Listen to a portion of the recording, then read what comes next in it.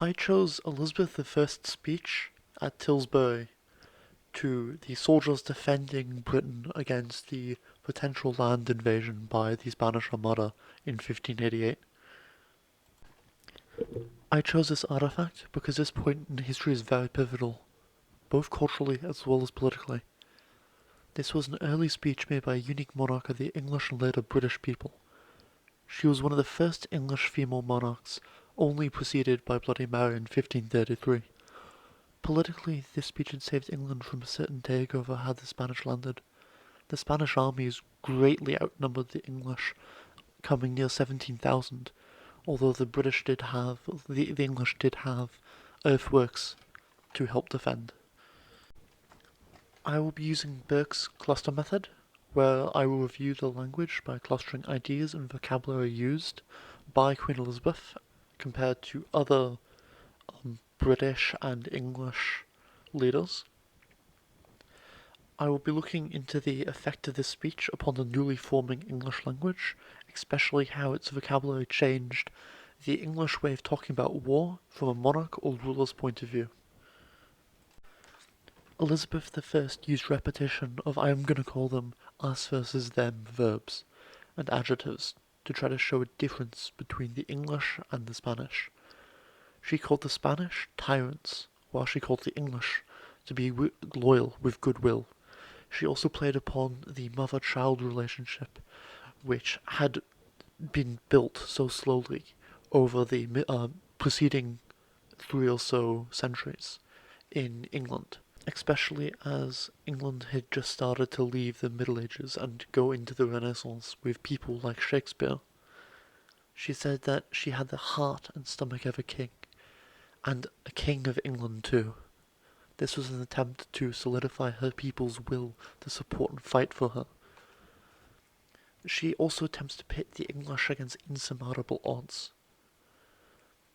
She will, to live and die amongst you all, to lay down for my God, and for my kingdom, and for my people, my honour and my blood, even in the dust.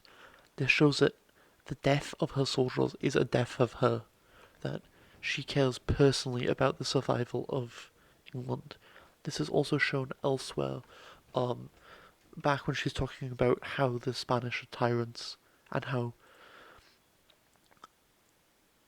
how people of Parma, for example, I think foul scorn that Parma or Spain or any prince of Europe should dare invade the borders of my realm, to which rather than any disorder grow by me, I myself would take up arms, and will be your general, judge and rewarder of every one of your virtues in the field.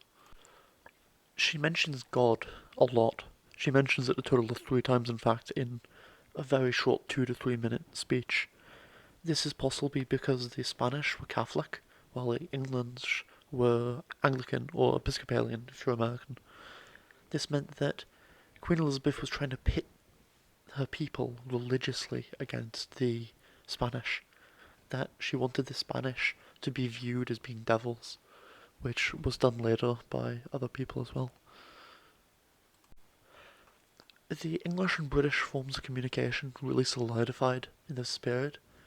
This speech really set the stage for how the Brits would speak about war, that a harsh reality must be endured, where all the cards are played, and the Brits have to come up trumps every time, otherwise there will never be another England. This has been shown many times throughout British history, with leaders like Nelson, with his huge distrust of foreigners and hatred of his sworn enemies, the French, or with Churchill, who changed World War II with his Fight on the Beaches speech, where he showed Britain to be the country it is, a small island on the edge of a large continent, barely hanging on to life, constantly striving for its own survival from a larger, often better equipped force, desperately wanting to conquer Britain. He did this in a time of great need, where the English had been pushed out of France and Belgium, and most of Europe looked like an enemy. Thank you.